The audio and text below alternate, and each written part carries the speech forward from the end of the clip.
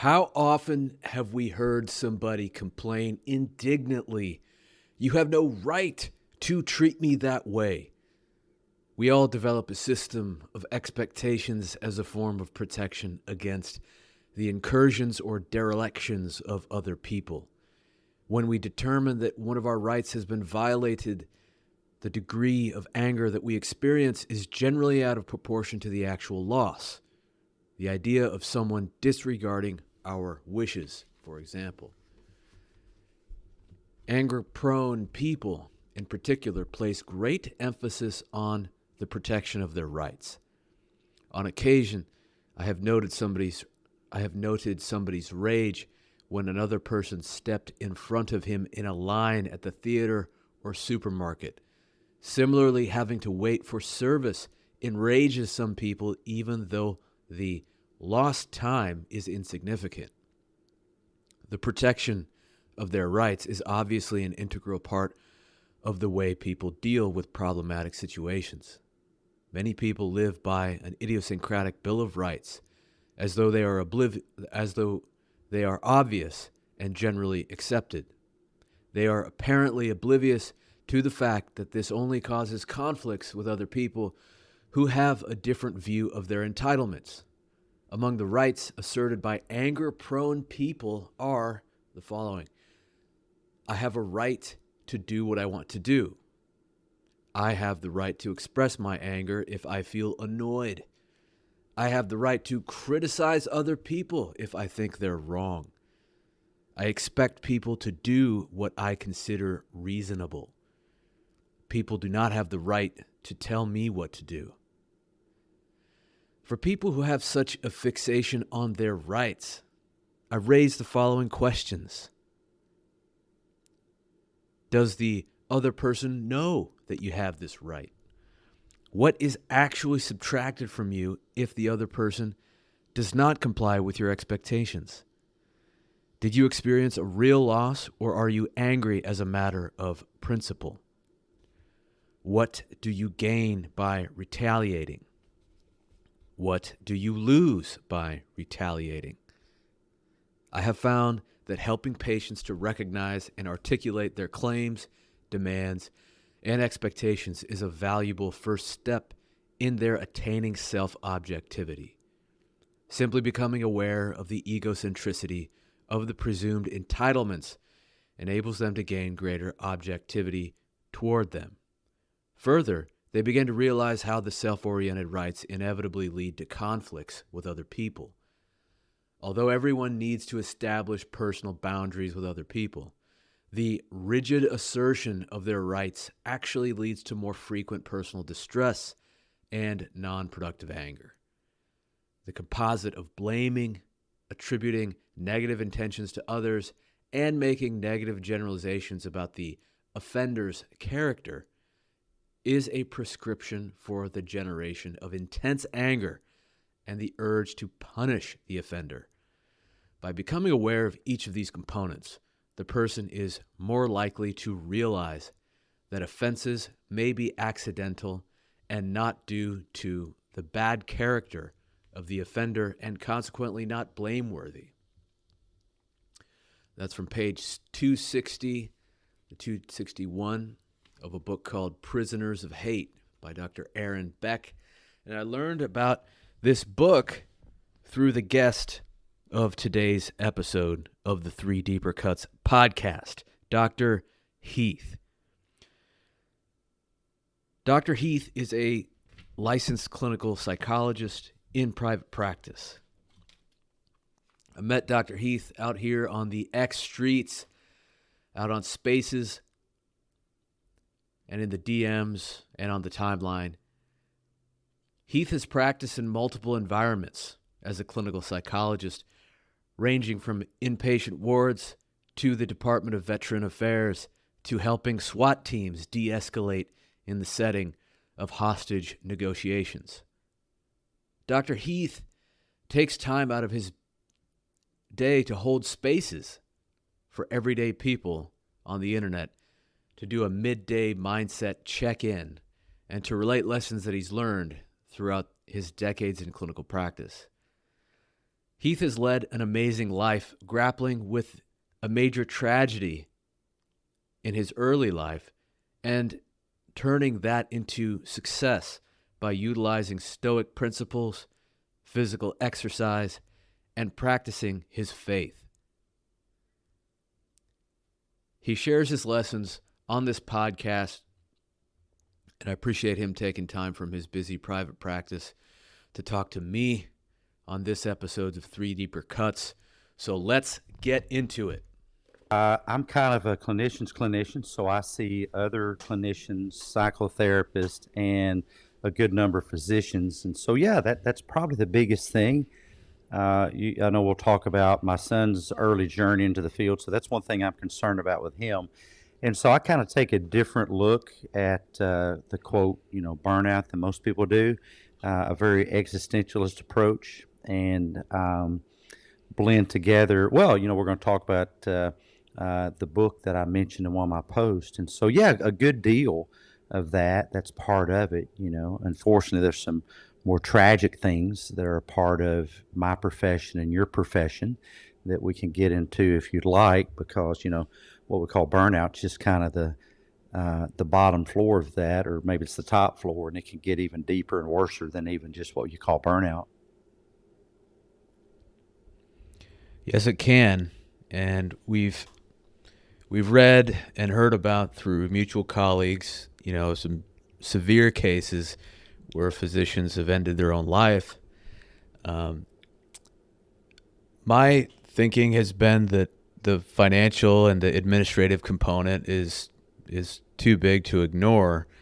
But the stuff that I write about is more practical, tactical tips for the working doctor. So what patterns do you notice when you talk to working doctors that complain about burnout? Because we can't change the administrative stuff. Well, that's really the thing is to put a really fine edge on it. It is always 90+% external locus of control mindset instead of a decidedly internal locus of control mindset. And therein is the problem. It kind of becomes like the tail wagging the dog. And that's always a very dangerous thing in real life, is the wrong things being in charge of your life. And so there are things that as a practitioner I can do something about. There's many things I can't do anything about. There are some things that I can do limited things about. And what I find with burnout is that all gets kind of meshed together into a pool of I can't do anything about anything. And so it's really gross disempowerment. And part of that is I can't do anything right. I can't do enough. What little I do is not respected or valued. It's kind of like, the fish swimming upstream, but never gets anywhere. And so ultimately, I said an existential view of it, burnout is really, I think, probably not the best term. I mean, it's a popular term. Everybody uses it. But what I ask people when they come into my, clinic, sit on my couch, is when you say burnout, what do you mean by that? And it ultimately gets down to what I would call a values matrix. Is what is it that you first found value in when you got into this field, whether it's psychology, counseling, or medicine, or some field of medicine? And I think people forget about that, and they forget what their greatest motivators are. And so for me, personally, after being in this field for 40 years, I first started to some extent in behavioral health back in the early 80s. And I'll say that I still have that wide-eyed wonder every day. I mean, I get tired and I get frustrated, but I really go back to, if I can maybe just change or help one person 1%. And so that one person, 1% is what I'm after. I'm not looking for home runs. I'm not looking for fanfares or confetti parades or anything like that. I'm looking for one person, 1%. And they may not even notice it, but I try to notice it. And so I kind of see myself as a bit of a Johnny Appleseed of mental health. I'm not really in charge of what patients do with what I do, the information I share. My job is to sow a seed. And if at the end of a patient encounter, I can look back, which I always look back, I take stock. I'm very busy, but I look back and I try to see, even during the interaction. Of course, my interactions are much longer than you guys and gals because just the nature of the business, so it's 45 minutes to sometimes a complex case, an hour and a half. And if it's a crisis, it may be 4 hours. And yes, I've had some even longer ones.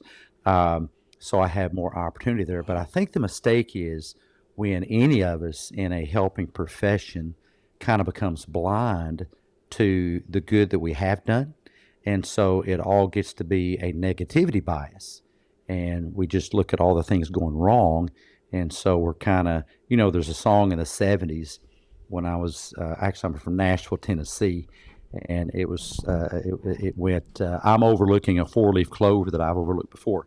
And so I think in every patient encounter, no matter what, there's some 4-leaf clover, even if it was a difficult one. And I think there's things to celebrate. So I'll have to say, after four decades in the business, I truly, personally, I have not experienced what you might call burnout, but that's all because of a mindset, and thankfully, I think that's a very Right. trainable thing. I think that's a very teachable thing. So, Dr. Heath, do you think that medicine self-selects for like a personality that's at a higher risk for being burned out? Because a lot of these kids have not had a real job. Not all, but a lot of them have not had a real job until like age 28. And they tend to have very high expectations because they've always just done well on tests. So what have you noticed? Well, that's and then how do you address that without kind of putting them on the yeah, defensive? yeah. So really, it's a process of self-discovery.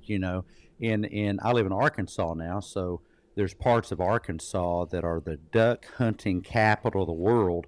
I've actually had patients that's what they do for a living, is they're duck guides.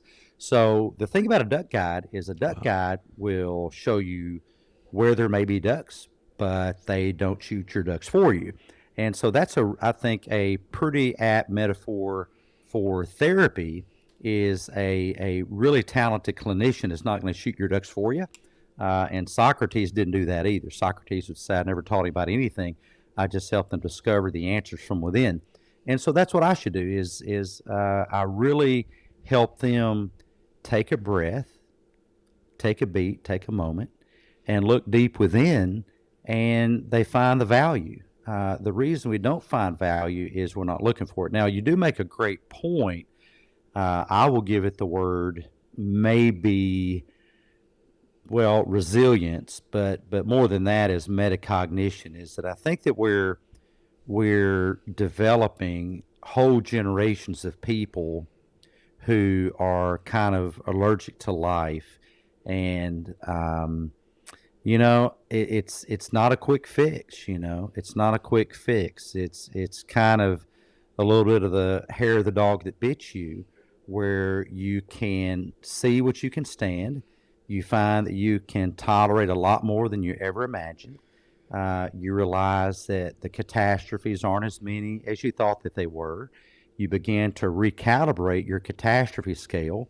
You begin to see where responsibility lies and where it doesn't.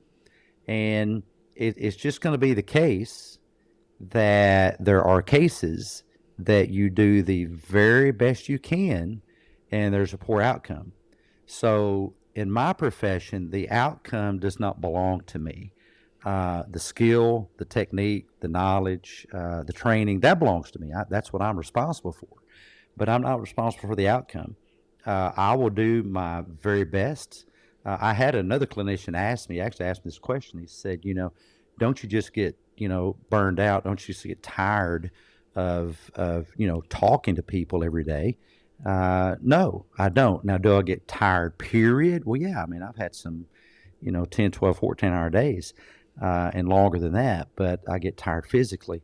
I don't get tired of the work because of my mindset about the work and finding value in the work. And so I view every case with a certain amount of excitement. And when somebody's in front of me, I give them everything I've got. I don't hold anything back. I give them everything I've got.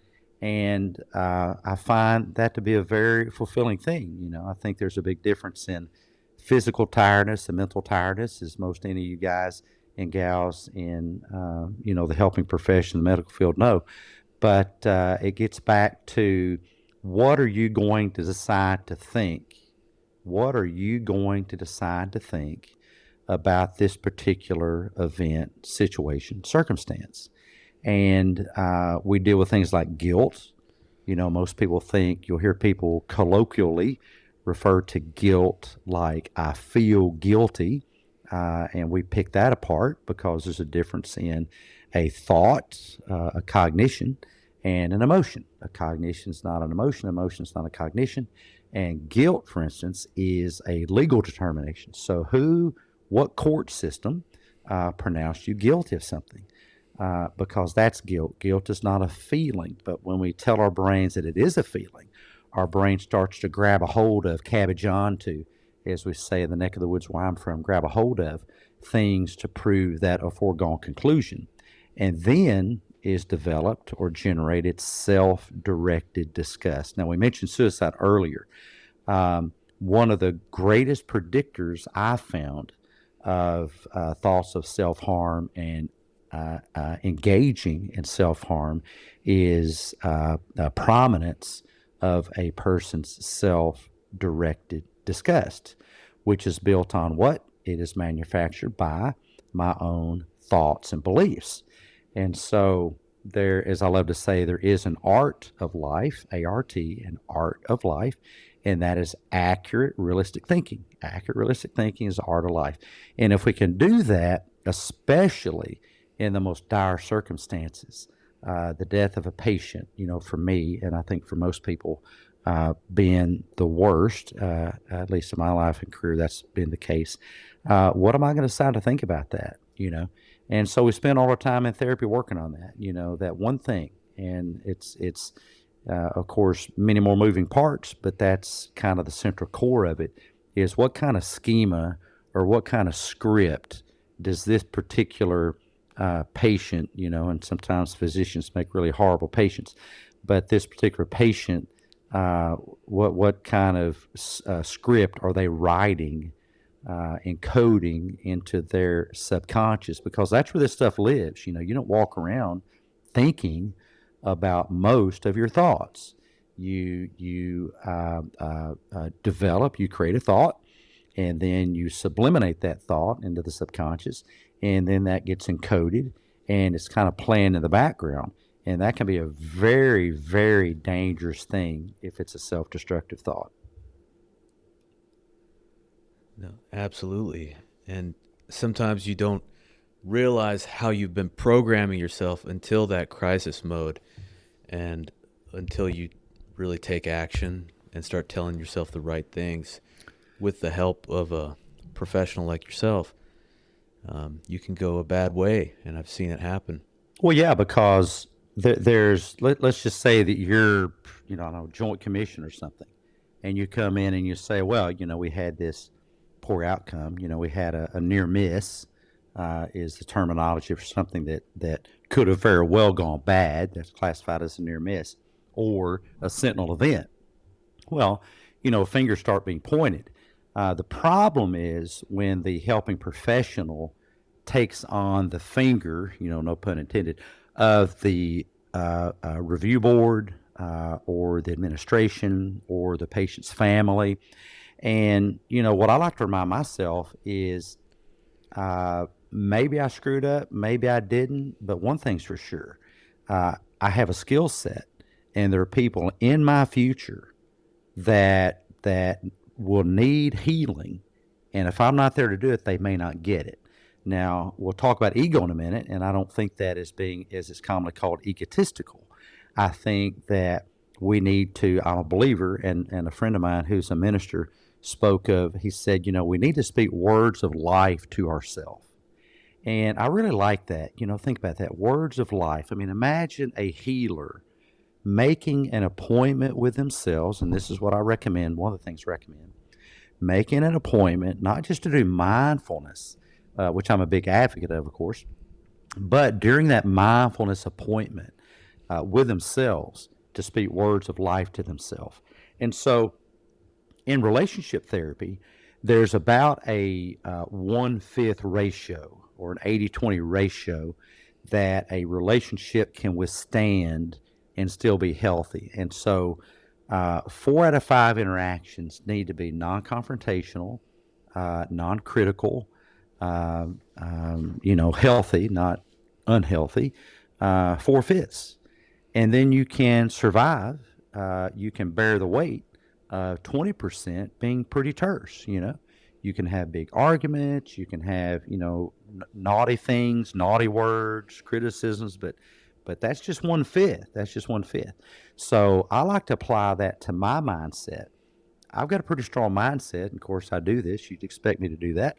But I will make sure to check myself when I get into the territory of more than 20% of my time is spent thinking terrible things about myself. Honestly, for me, it's a lot less, because making a mistake doesn't make me a mistake. Not having the right answer in a certain situation does not make me a dodo bird or a poor practitioner. It makes me human. And I find that in being human, I'm actually a better practitioner. And I find that physicians do embrace their humanity. Here's the existentialist part of what I do.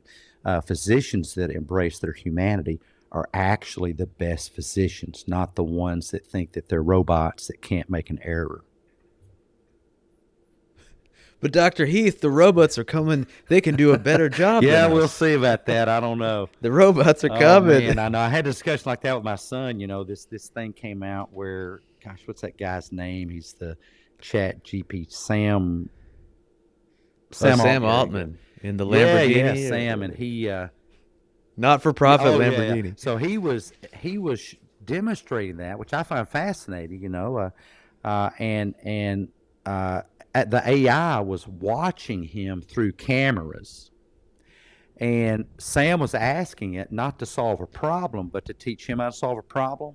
And so I immediately had this brainstorm, which I'm sure many have had, and so I texted my son. I said, Have you stopped to think that you guys and gals going to med school now will one day be in an OR, and AI will be looking over your shoulder, looking for errors, calling them out, noticing in microseconds when you might almost make a mistake and calling your attention, or just training you on a new procedure. And I think AI is going to be doing all that. So I don't know. We'll see how it does with that. We'll see how it does with psychotherapy. I think that there's an art to both that is way beyond the mechanism that a computer could handle. And, I don't know. AI it's still, once upon a time I was going to be a systems analyst back in the 80s when I got into college. And I just fell in love with behavioral health, psychology, counseling, and all that. And so I changed. Before I declared that major, I declared a major in the mental health field. And the term back then was GIGO, G-I-G-O, garbage in, garbage out. And so still when I put things in chat, it's still the same. It's garbage in, garbage out. It gives me stuff, and I think that's not right. I would never tell a patient that. And I actually have conversations with chat. I'll say, what about this? What about that? What about the other thing?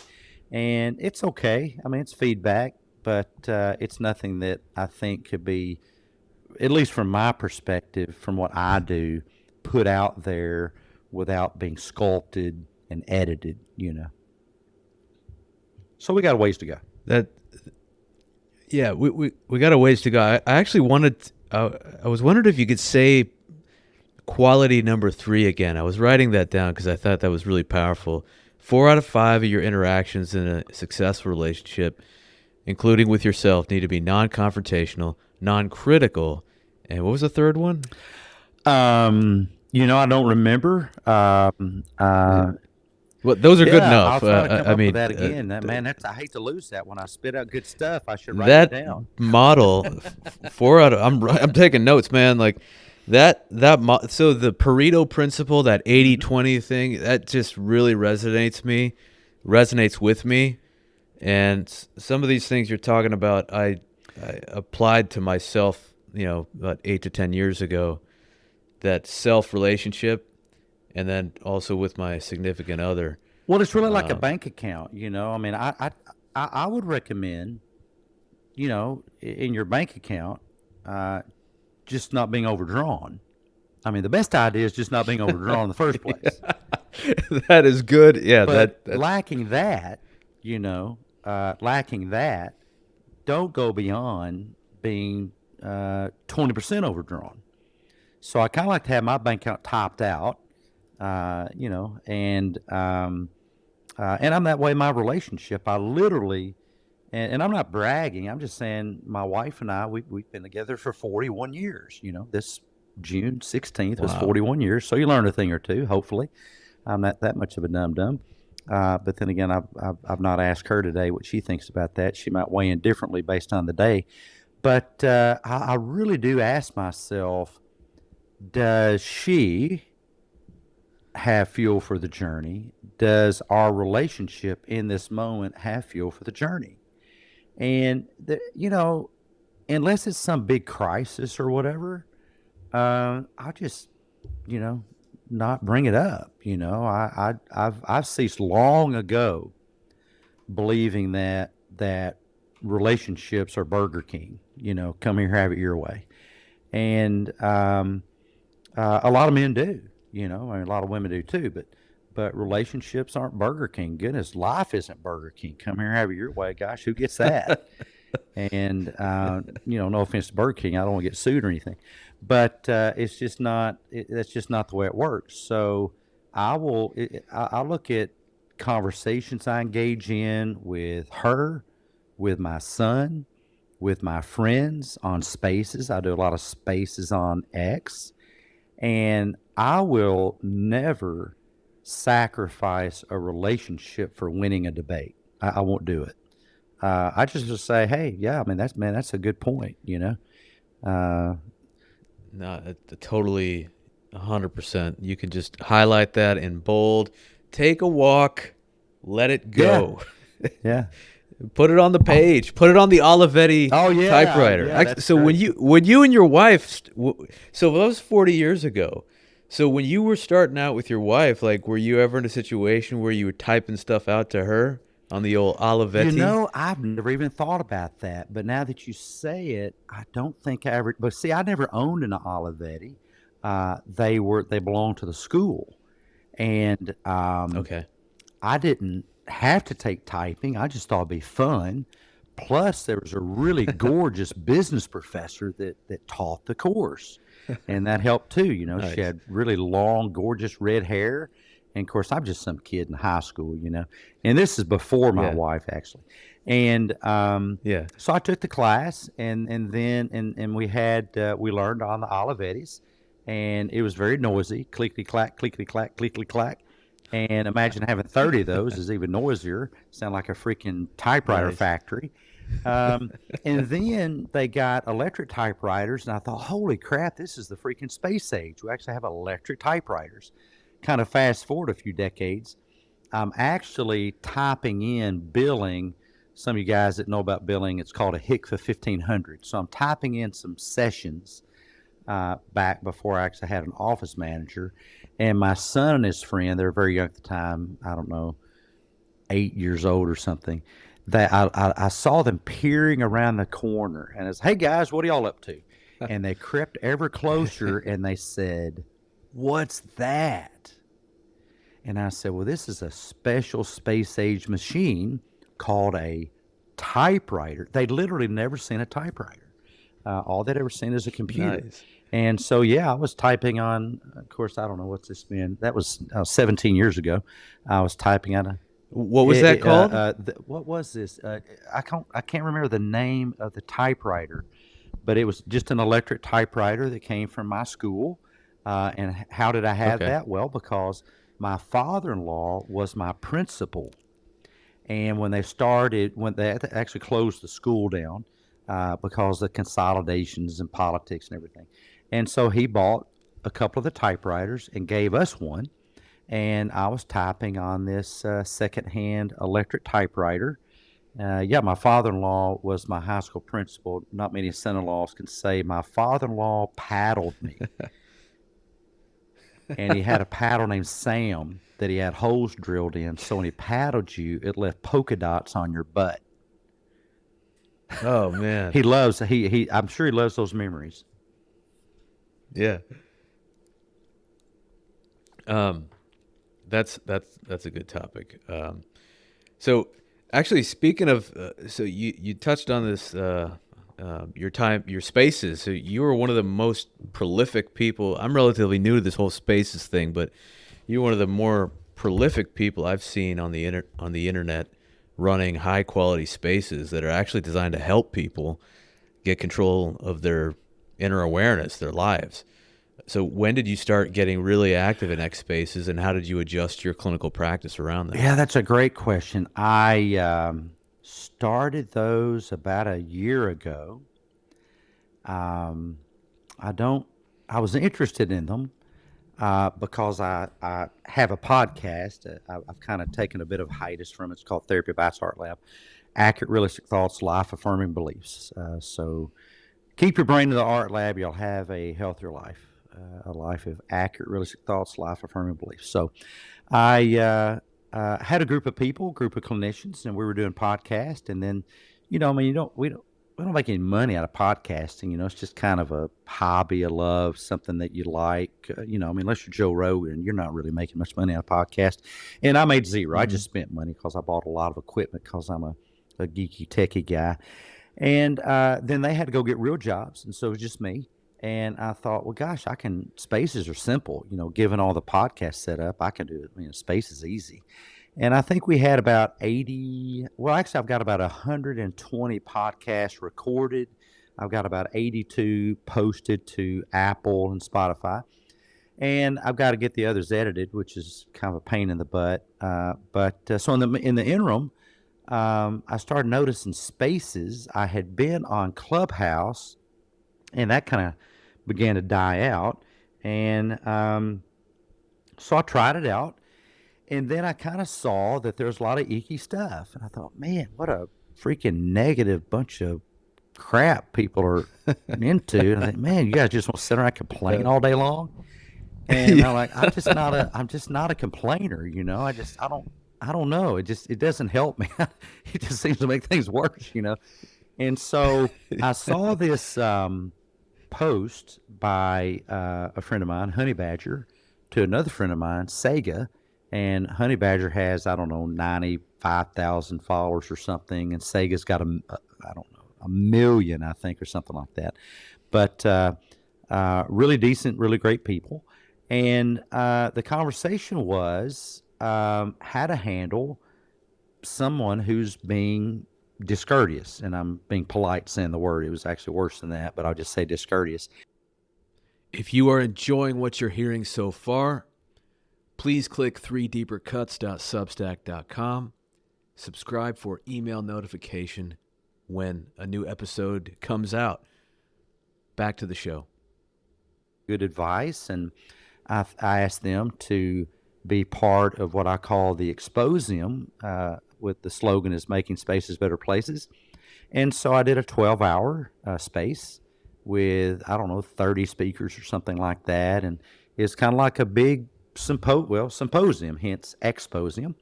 And then I started doing training spaces on the weekends about how to speak in public because I have a undergrad in speech. And we started letting people practice speaking and collaborate, being host and co-host and speakers and everything. And then we recently branched off to a Discord called XLN, X Live Network, kind of an arm of the Exposium, where people, it's kind of a Tinder, so to speak, a matching service for hosts and Okay. co-hosts and speakers.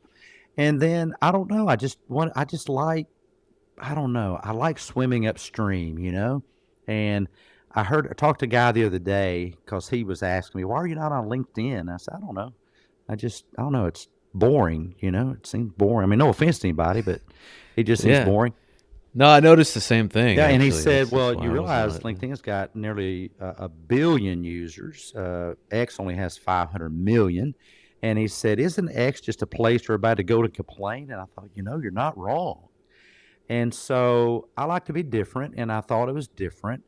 Um, Picking a topic that people are interested in, hopefully. I kind of look at what's trending. I get emails. I watch what we have some TV shows that we watch and see what people are talking about. But the biggest thing are people that come to see me for therapy. And so I got to thinking, well, gosh, if we're talking about this in therapy, with not just one but several people, maybe it's a hot topic because I don't watch the news. I have no idea what's going on in the world. I think there's going to be a presidential election or sometime soon, but Same. so that doesn't help me either. So long story short, I started doing this midday mindset thing because I I get tired at night and I like to go to bed. So I didn't want to do it then. And I do cardio in the morning, so I didn't want to do it then. But I take a lunch break, and so I thought, well, I'll just do it during my lunch break. So I do it at 12 o'clock Central Standard Time, and I try to keep it at 50, 55 minutes. I'm rarely successful at that because people get to talking and, I hate to cut people off. And so I just scheduled it every day. I thought if I will do something if it's on my calendar. And so I put it on my calendar, and that's why I make sure it gets done. And that's another hack. Although folks listening to your podcast, if something has value to you, stop complaining about not having time to do it and make time to do it. If you're serious about your cardio, make an appointment with yourself. If you're serious about spending time with your family, then make an appointment to spend time with your family. Because, as I love to say, our feet always follow our values. And if you're doing something, then evidently that's what you find value in. There's a big difference between what you want to do and what you truly find, or what you would like to do and what you truly find value in doing. And those are often at odds.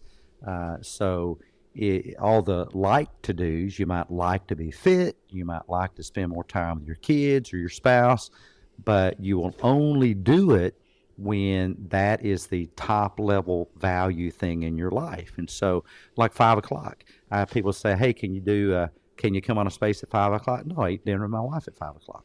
Well, can you come on at 6 o'clock? No, because we have a TV show we watch at 6 o'clock. Can you come on at 8 o'clock? Well, yeah, I can do that because I'll do my 10K earlier, so I can fudge some things and still get it in. But I don't let my life be driven by external factors. I decide those things internally, and then I deploy them externally. And so I'm in good shape. I have a great relationship. I think we did a good job raising our son, and that's because of how we started out our conversation. And that is we should not allow ourselves to be driven by an external locus of control, but by a internal locus of control. And people that don't do that, yeah, that's where you get the burnout we were talking about. I love that. I think that's what drew me to. I come to some of your spaces, obviously not all of them, but I picked up that you were clearly onto something a lot more positive and useful, and you obviously love what you do, and that's infectious. I think your spaces make people start asking the right questions to themselves about what type of values they truly are living out. And a lot of times, like like Charlie Munger says, anger and resentment and envy, those are the most destructive modes of human thought. But I feel that when you're living this life that's not in line with your values, then you just get this muddled and negative, resentful, kind of manifestation, like this attitude that things aren't going your way. You don't have this that you thought you should have. You don't have the job you thought you should have, or this. So you start looking too far externally, and you suffer the most, but also the people around Well, you. you really do. I have planted, set up, staffed, probably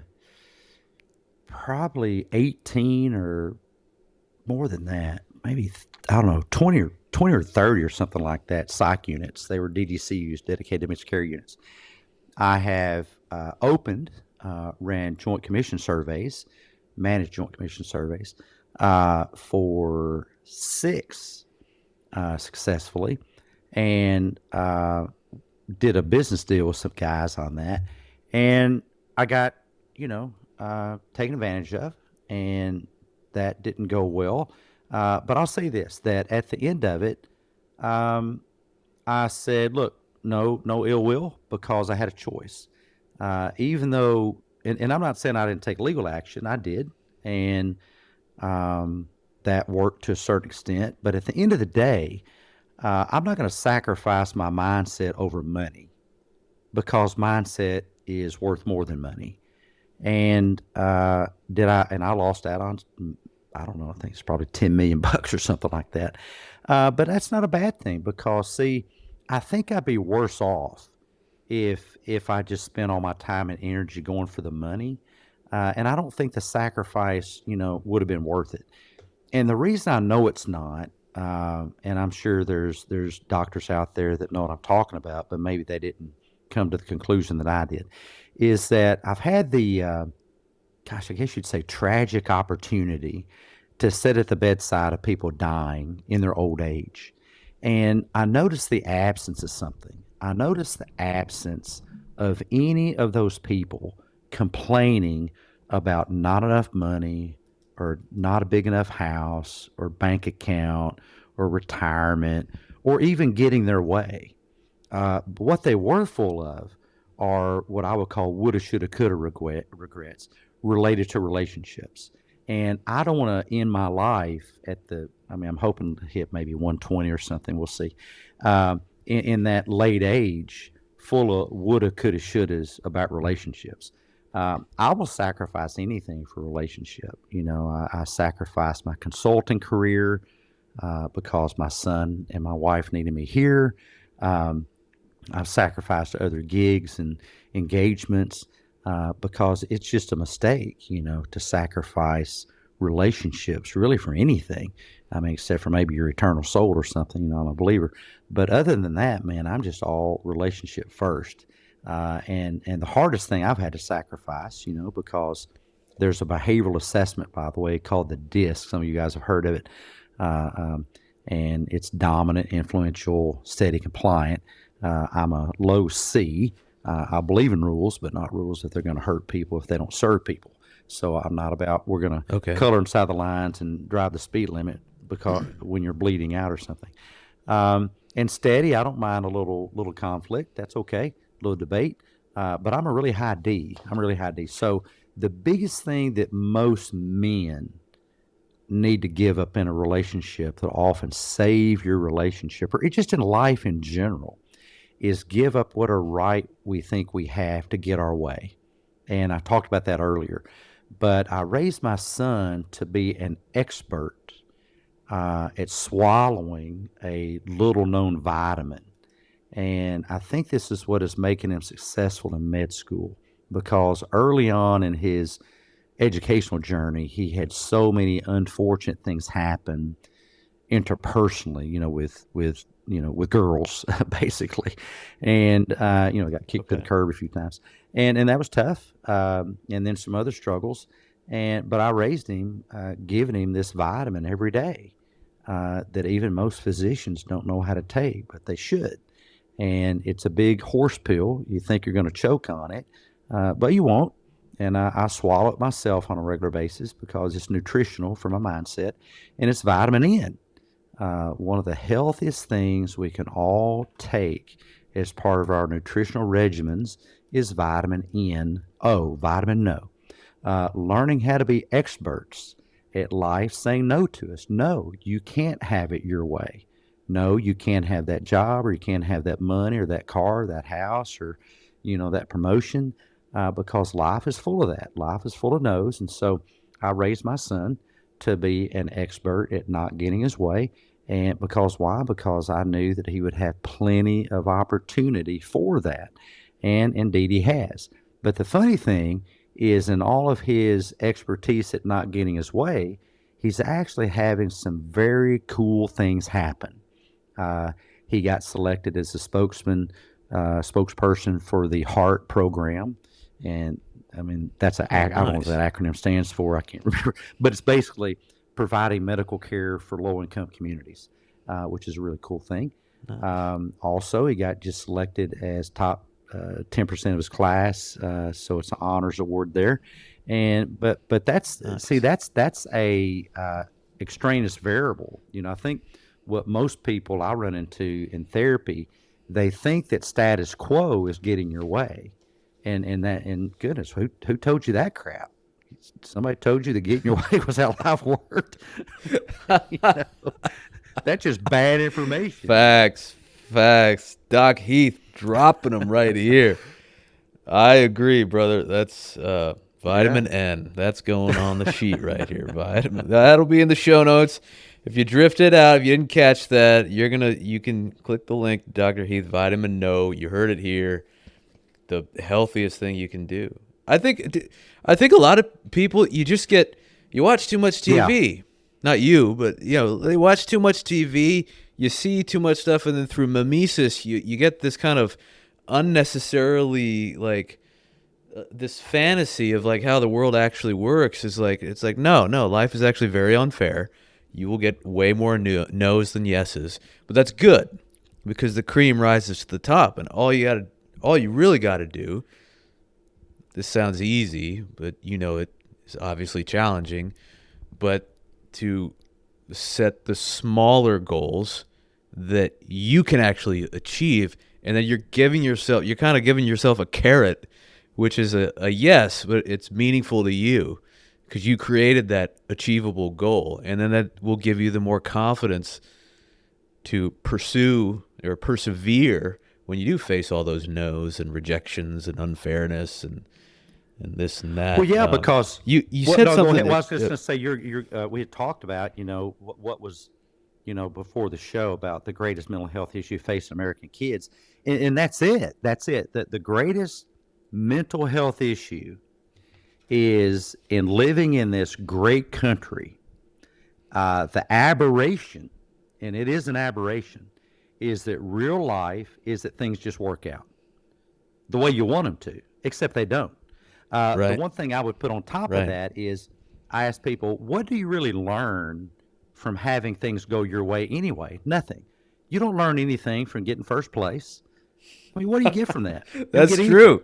That is you get a plastic trophy. Well, what good is that? You learn the most in life by learning that life, the status quo, is not getting your way. We live in a world. I mean, if you're, and I don't mean to get too existential here, but I don't know. These things catch my attention. I like it. I love it. Good more. By the way, I love hummingbirds. Not for dinner, but I love to watch them. So I have hummingbird feeders, and something was eating my hummingbird food, which is really just sugar water, and it's fortified with some vitamins and everything, but basically sugar water. And I looked up and I noticed one night my motion detector lights came on, and there was a freaking raccoon the size of a small bear. I kid you not, the biggest raccoon I've ever seen. And of course, I startled him and ran away. Well, last night, this was just last night. Again, I was in my bathroom, saw the motion detector light come on. I think, what's the raccoon? It's not the raccoon. It's 6 raccoons. So he went and brought his family back because, hey, we got, hummingbird food here. Well, little did he know I moved it out of reach, because that crap's, after a while is expensive, and I want to feed my hummingbirds.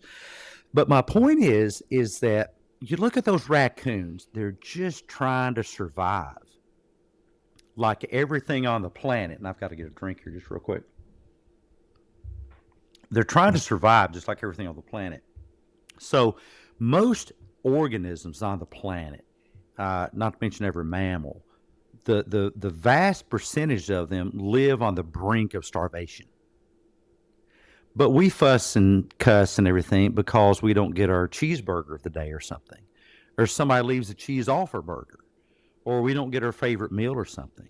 Or we say we're starving. I have never, ever once encountered anybody in the U.S. who literally was starving to death. Now, they might have been hungry, but that's different than starving. And I'm sure there are people are starving, but ask yourselves, folks, ask yourselves, listeners, when's the last time you saw one, unless you're working in a homeless shelter or something like that?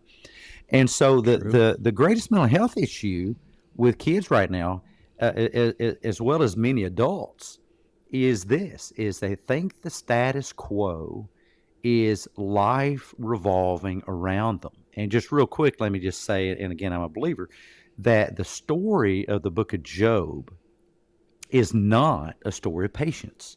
If you read the book of Job, out of the good book, out of the Bible, and you think that is about patience, you need to read it again and again and again. The book of Job is God making a point to Job that I did not create you for the rest of creation to orbit around you. Where were you and I made the whirlwind? Where were you and I made the Leviathan?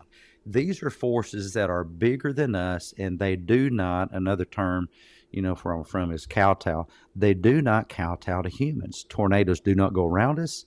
Hurricanes do not operate in respect to us, nor does the heat, nor does the rotation of the planet, our planet, or the planets, or the sun.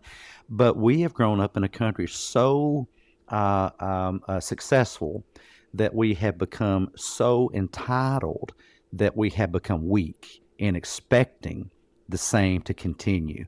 And all of this prosperity is maybe great, maybe not great, but it really is an aberration. All this success in our country is an aberration. Most of the world does not live like this. I remember Paris Hilton and Nicole, what's her name, Richie, Lionel Richie's daughter.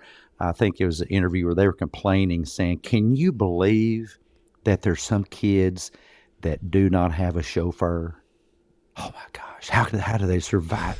They have to drive themselves to the mall, for heaven's sakes."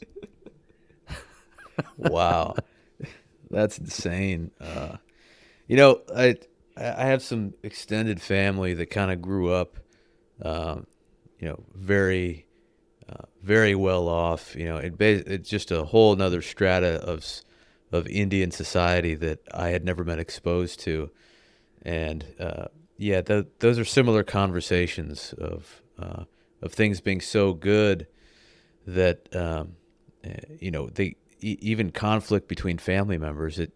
Things can escalate so quickly because they're just so used to everything going their way, and some of these patterns that you're talking about, the way that people kind of interact with the world, and they kind of get into a bad spot, wind up on your couch. Sometimes it has to do with like their upbringing, like they're just mimicking the things that they saw. And one of the things that I really admired about you, I don't remember all the details, but you shared a very humble story at one point of you had a kind of a tough relationship with your dad. And I know that was a very relatable story. If you'd feel comfortable sharing it, at least parts of it here, of how to kind of identify that within yourself, like the conflicts and the things that you saw growing up, and then you get out into the workforce, how to recognize when you're going a bad way, so you're not repeating the same things that you saw. Well, yeah, I don't. Yeah, actually I find value in sharing that story.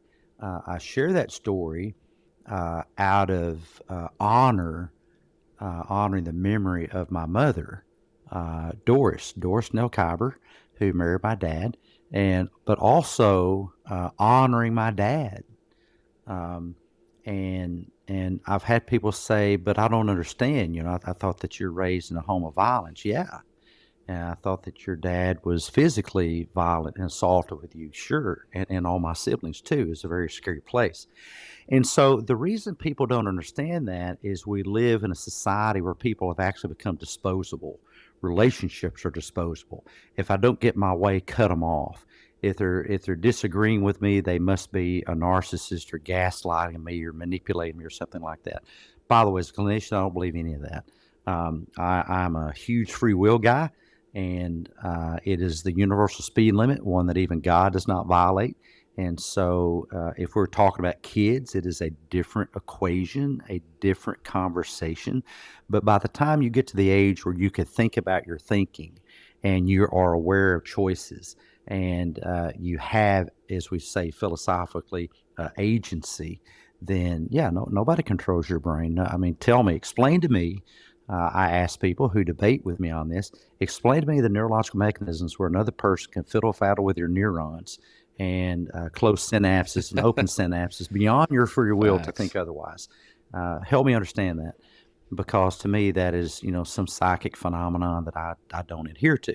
So it has a lot to do with how I got in the field. Why I got in the field, because I grew up just a nerdy kid. I remember my dad bought me a set of World Book encyclopedias. That was, gosh, I mean, that was like having the internet at your disposal in the early 70s, because there was no internet.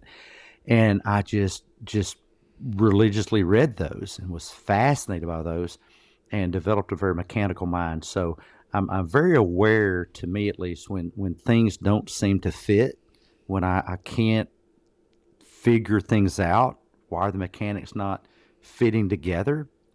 And I couldn't figure out my family. Why are we having this? It seemed to be one day, lovey-dovey, leave it to Beaver, an old TV show, leave it to Beaver. And then Yep. one day my dad took my mother to the hospital, and it was a sunny March day, March 18th, actually. And I remember them leaving the driveway of my granddad's house, and that's the last time I saw my mother. I was just a kid. I was 4 years old, but I remember it just like a movie I just saw, and I was just a happy little boy, just full of joy and everything. And things got worse after that because mom never came home, and I lived in a fairy tale land. And I actually remember walking into their bedroom, imagining the day that she would materialize there, and she's sitting on her bed. And so she didn't die. She had a blood clot go to her heart, and I don't know how long her heart stopped. From my understanding, it stopped maybe something like, I don't know, 9 minutes or 10 minutes, or just a really long time. And she experienced severe brain damage. And to the day she died, she was in a long-term care facility where eventually her legs contracted and her hands contracted and her fingers rolled up into the palms of her hand and became like small clubs. And, it took everything from her. And so, it's a very, not to sanitize it because it's not for me, it's very real, a very existential experience for a young kid who became a young man and then a grown man and then somebody in the helping professions. Is how do you find meaning in something like that? And then, my dad, I think he did the best that he could with what he knew. He did the best that he could. He didn't understand what was going on with him. He didn't understand what was going on with my mother. And when you don't understand things, you begin to label things as a threat to you. And when you begin to label things as a threat to you, you get in a defensive position, and everything and everyone becomes your enemy. And so all of a sudden, anything not going my dad's way, including the obedience of his children, became the enemy to him. And that's all he saw. And so when you look at someone as your enemy, you want to destroy whatever that is, even if it's your own kids.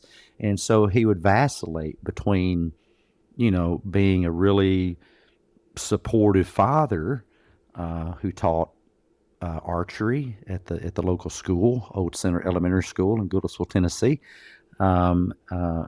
Just down the road, by the way, from where Garth Brooks has his big, mansion and everything. Um, Wow. Not back then, but it does now. And I don't know. It really was a Jekyll and Hyde thing. It really was a Jekyll and Hyde thing. Not borderline, not bipolar, just the symptoms of. And this term gets so overused, but trauma. I mean, he literally did not know what to do. But how would he? I mean, what am I going to do? Charge him guilty for lack of knowledge or something? I mean, man, Yeah. this is the early '70s. What the crap is a psychotherapist? And nobody knew about this stuff. So he just kept Yeah. on working. He worked 2 jobs, 3 jobs. He just worked to support his family, and then as when we moved to Arkansas, why did we move to Arkansas? Well, because my granddad was a very wealthy man and was going to take his children away from him. So we escaped in the middle of the night. I say escape because that's kind of what we did. We moved to a place in Arkansas where there was no indoor plumbing or electricity, and we had an outhouse, which was a short walk where you went to the bathroom, and we had a wood stove for heat and burned, I don't know, 12, 14 rick of wood every winter that we cut ourselves, and that was life. And when you develop a pattern of behavior and it's not checked, and you don't know how to think about your thinking, engage in metacognition, then the brain has a funny way of deepening those ruts and optimizing, literally optimizing unhealthy behavior.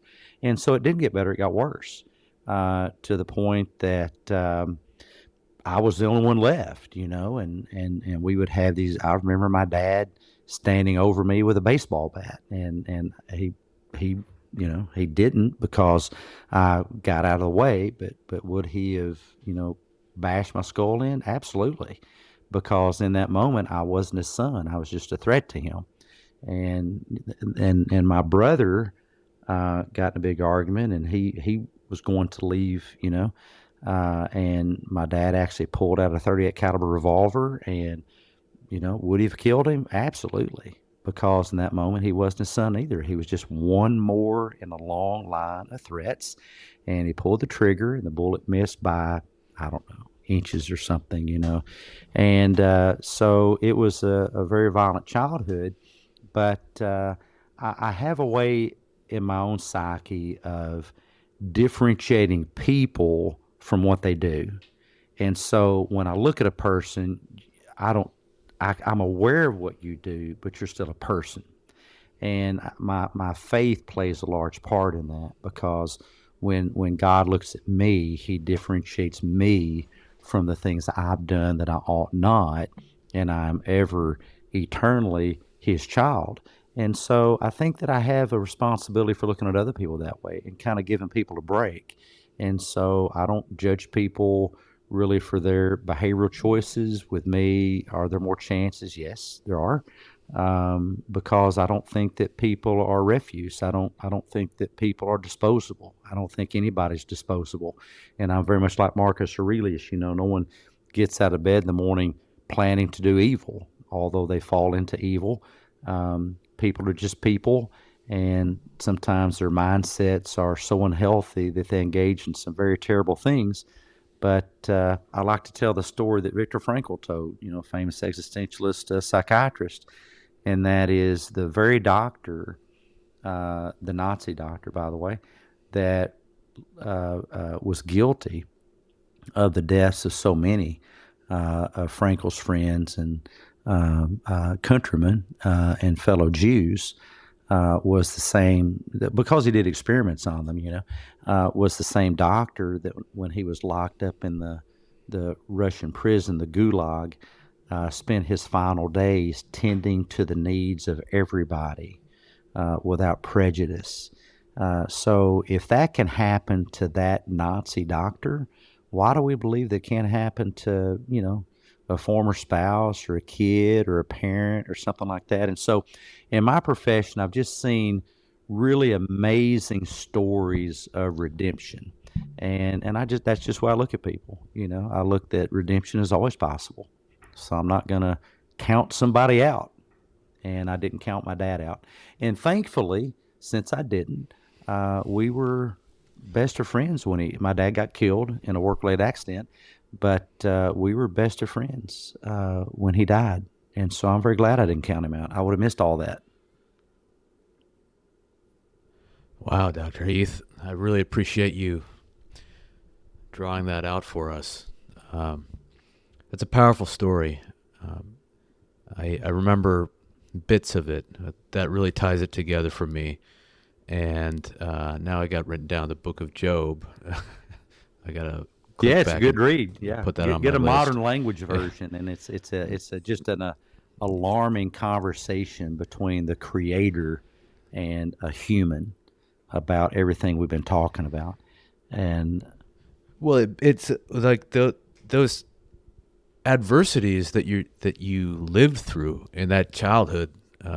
It- they seem like unsurvivable, almost like the damage it could do to you. But you're a living example of how you're not letting somebody else control your neurons.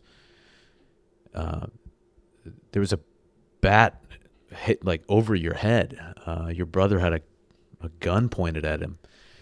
Now, it raises a question in me,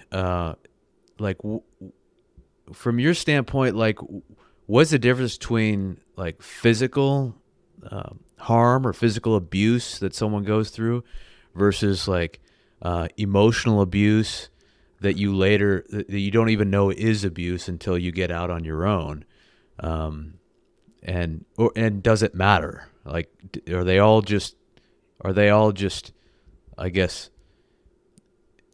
excuses that people make, or like, I mean, how do you?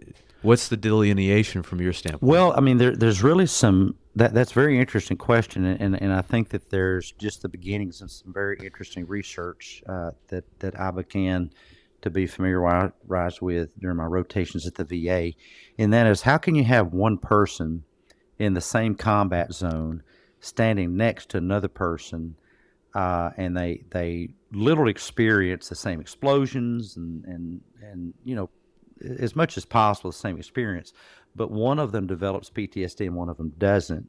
And so, yeah, there are a lot of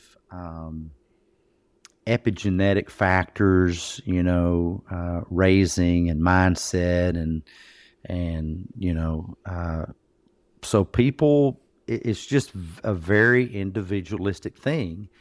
And I don't know. I think to some extent, even though I think that statistics have, of course, a lot to say about it, I think it gets to the point beyond which we can statistically analyze and really lock down. Um, and so, one thing for me, and a lot of this is retrospective. Every time you unpack a memory, it's never the same memory restored, because memories are kind of like Velcro or flypaper. They're sticky, and I like to say neurons are sticky, and so they things stick together, and it's kind of hard to tell what came first and what came later. And so for me, this is the work that I do. And a large part of that is the very simple thing of where emotions come from. Emotions do not come from out there. No one gives me emotions. No one causes my emotions, because emotions are manufactured by the thoughts that I have. Things happen. I decide what to think about them. I decide. And make no mistake about it, what I decide to think about them is what manufactures my emotions. So, therefore, and this will be a curveball for a lot of your listeners, there's no such thing as emotional abuse. Why? Well, because if my thoughts create my emotions, that would mean I am abusing myself with the thoughts I've used to create the emotions that I have, which to me makes no sense.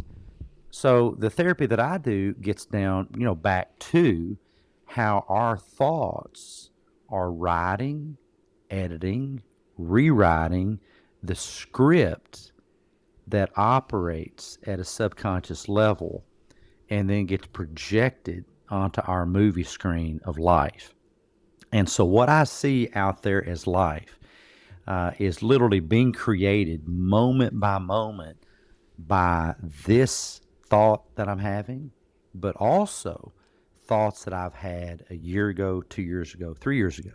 So it's a bit like a journey, you know. In a certain setting, you don't have a perspective based on that setting. You have the perspective that you brought with you to the setting that was written over years and rewritten over years. And so I'm very intentional about my mindset. I'm very intentional about what I decide to think about things.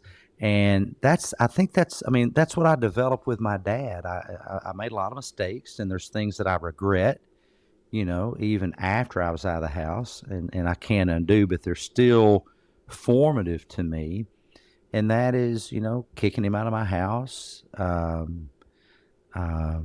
When I was younger, a teenager, becoming violent back at him. I remember picking up a big stone because I'd started working out and everything. Sounds crazy now to say it, but I was literally going to crush my dad with this stone. And he was daring me to do it, you know, said, I want you to do it, you know. And my brother got between us and I dropped it. And I'm glad I dropped it. You know, I wouldn't want to have harmed my dad. I remember taking a shotgun out of his hand because he was going to use the shotgun to end his life. You know, I mean, kids shouldn't have to do that. And so all those things are kind of the milieu or the mixture of what makes up our mindsets now, but not the event, situation, circumstance, but how we've decided to think about the event, situation, circumstance. So the really difficult things that I've been involved in personally, and this is just what works for me, I don't label them trauma because why? That colors my mindset. And I love what Jeremy Renner, you know, Hawkman, said after he was run over by a snowcat. The reporter asked him, you know, so you've had trauma, or I think she might even said PTSD. And he said, you know, I refuse to use that term to describe what I've been through. And I thought, wow, finally someone else is saying that, because that is truly choosing your mindset. Because words, not the words of others, because when we hear the words of others, we still have to wrap them up or package them and store them in our mindsets. So it's really always, as a friend of mine who's on X, Simone Louise says, it's always an inside job. It's always an inside job. And I think there are far too few people in the mental health field that wrap their minds around that enough and really empower people. Many in the mental health field, they don't realize it, but they're in the business of disempowering people by telling people they don't have charge or control over these things, that something has been done to you, that you are a victim. And so I don't do that. And I tell everybody, you know, I may not be your guy. I may not be the clinician that works for you. I'm a therapist. I'm just not a massage therapist. But the difference is, which is the whole reason Aaron Beck, who I got to meet, by the way, founder of the field of cognitive behavioral therapy. I've got his red bow tie, not his red bow tie, my red bow tie, that I wore to one of his 90th birthday celebrations. He lived to be 100, but at his 90th, we got together. His whole reason for founding this is because traditional psychoanalysis, which I like that, I think it's cool, but people might be in there for 20 years. And so what I do is, as rapidly as I can, I work myself out of a job. And I do that by being very intentional, being very engaging and collaborative. And I'm a therapist, but not a massage therapist. Because what you get from people who've been in therapy is initially that sounds really, really good. You know, you poor thing, you've been through a rough time. You need to come here, share your feelings, and be vulnerable and everything. And that sounds really, really good for the first 6 months until you realize you're getting nothing done. And then, however, and then you may continue, you may quit, but you got nothing out of it.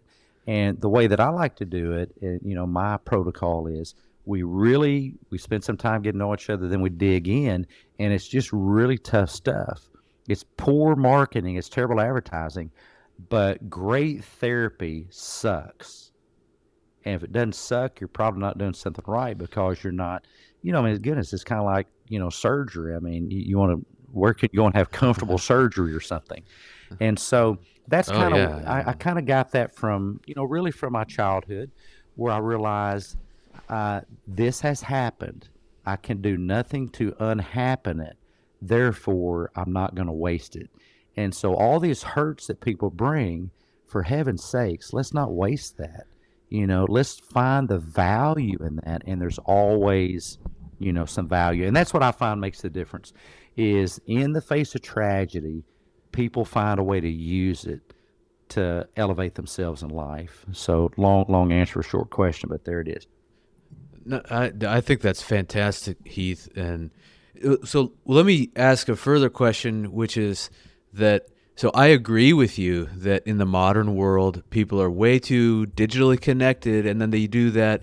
They cut off their families, or they cut off their friends. But what would you say to somebody like who, this is like a common theme, and the people that are starting businesses or starting some project or whatever. Sometimes the people that are kind of rooting against them are actually from their own inner circle. Like there's like this human jealousy that it's like they're threatened by your drive to get ahead. And although I disagree with cutting people off, I think family is the most important thing ever. Do you think it is wise to at least ration and control the level of influence that people, you love them, but they are still a toxic influence on you? Well, maybe. So how would you answer that? Because I think if someone's a toxic influence on you, that you should call a federal agency like maybe the EPA, Environmental Protection Agency, because they're just going to infect everybody else. See, the problem with a toxic label is, why is it then that they're not toxic to their best friend or a coworker or a boss or their employer or something like that? So radiation is radiation no matter where you put it. It's toxic to everybody. It doesn't pick and choose. So there's something in that interaction, and that something, the secret of that something, is my mindset. So I'm very much Marcus Aurelius, that when someone says something discourteous or rude or maybe insulting, that it's simply air set in motion, or put more plainly, sound waves riding on air set in motion. And I view it as information. And to me, it's really no different. My siblings do what my siblings do, sometimes being not as courteous and that kind of thing. And we have a history of that. Is that it's no different than them saying that red wall is blue. Well, that's kind of odd. I mean, it looks red to me, but if you think it's blue, well, that's odd, but okay. So it's information. It's just information. Now and I got that differentiation growing up, because there's a huge difference in a grown man standing above you with a baseball bat and somebody making fun of your color choice for a wall or something. If you're a physical threat to me, then that changes the equation. I will, as Mr. Miyagi said, best way to win a fight is be not there, from Karate Kid. So I will bless you with my absence, because I'm not going to put myself in danger. But if it's words, well, I get to choose how I hear those words. And it's was it Epictetus, I think, maybe, that said, do you when you're walking down the street, do you stop to bark back at every barking dog? Well, of course not. So then why would you bark? Why do you think there's some impetus or reason or good idea to bark back at people barking at you? Moreover, is this surprising? I ask people all the time in therapy. They say, well, so-and-so said something to me, and told me I was a doo-doo head or something. And I said, imagine if they approached you and you're expecting them to say you're a doo-doo head or something more rude than that. And they say, I've been thinking you're probably the most impressive person I've ever met in my life. I want to grow up to be just like you. Well, they say, well, that'd be really weird. I think they were high or taking too many mushrooms or something. Well, then if by your own admission they're acting true to character, why are you surprised? Are you also surprised when dogs bark, chickens cluck or crow, the sun rises in the east and sets in the west? Why is this so shocking to you? Why isn't it just something you expect? It's just them being them. What does that have to do with you? So I don't think that people criticizing me or trying to make fun of me or trolling me in a space, you and I kind of talked about that. The secret in the sauce is you, or me in this case, evaluating relative threat. And I grew up in a house where I knew what a threat was: bat, gun, switch, limb, tree limb, whatever happened to be in my dad's hand at the time. See, that's a threat. To me, words, words are never a threat. Words are words. I mean, it blows at 40, 50 miles an hour wind where I stand, and I walk right through it. I don't know how much wind you can generate from your mouth, but nowhere that close. So if I can walk through winds of Arkansas just fine, why can I approach or walk through the winds coming out of your mouth? And that's all it is. It's hot air, sound waves riding on hot air set into motion. Marcus Aurelius. Love it. And I got this written here. My cousin sent this to me, and I have handwritten this, recited it to myself, and kept it on my wall. Epictetus, remember, it is not enough to be hit or insulted to be harmed. You must believe you are being harmed. If someone succeeds in provoking you, realize that your mind is complicit in the provocation, which is why it is essential that we not respond impulsively to impressions. Take a moment before reacting, and you will find it easier to maintain control. Love Epictetus. Epictetus is the key philosopher on which Aaron Beck based all of his principles that became cognitive behavioral therapy. Oh, wow. Yep. I didn't know that. He's Epictetus. Very cool. All the way. I'm going to take Aaron Beck. Well, I learned a lot on this podcast, and I know the listeners are going to be very, very much positively moved by the themes that you talk about. And Heath, I just want to say thanks so much for coming on this podcast and your time. I don't want to take up your whole evening, but I'm grateful that you gave me more than an hour of it already. Well, you're very welcome. I'll just leave you guys with one of the slogans that I say to every patient, and I try to put it in a lot of posts, and that is we first, capital letters first, we first engineer our thoughts, then our thoughts engineer our lives. And if you want to have a better life, be a better engineer of your own thinking, because that is exactly what Epictetus was getting at. At Therapy Bites on X, as well as on his website, which I will paste into the description text below. I really enjoyed this conversation. I learned about several books and passages that I was completely unaware of. So that's how I found the book that I read a passage from Dr. Aaron Beck, Prisoners of Hate. There's also multiple other books by Aaron Beck, and he was a mentor to Dr. Heath. Dr. Heath attended conferences and met Aaron Beck and applied those principles to his clinical practice to help everyday working physicians, working professionals, students, and a vast array of his patient demographic. So I had skipped to page 260, and towards the end of this book, Prisoners of Hate, there's more practical tips that you can use on yourself to just be less angry and have a happier life and catch yourself in the midst of your own cognitive mistakes and overgeneralizations and biases that oftentimes we are completely unaware of until a friend or a colleague or a professional therapist makes us aware of those things in conversation. So if you like this episode, subscribe to the email list so that every time an episode drops, you will get pinged with an email. It's 3deepercuts.substack.com. And I'm not going to start emailing you every day from that account, so don't worry. It's just for when there is a new episode, which is likely going to be once per month, it seems like lately. I apologize. It's been a while since I uploaded something. But that's the business of life. I have my own clinical practice in surgical pathology, and my patients are of pinnacle importance. I'm also working on a couple books that I wish to share with you. If you do want to get more frequent emails from me, feel free to subscribe to my other list at chuckgmd.gumroad.com, and I'll put you on more update emails and little stories that will lead into future offers that I'll have for you.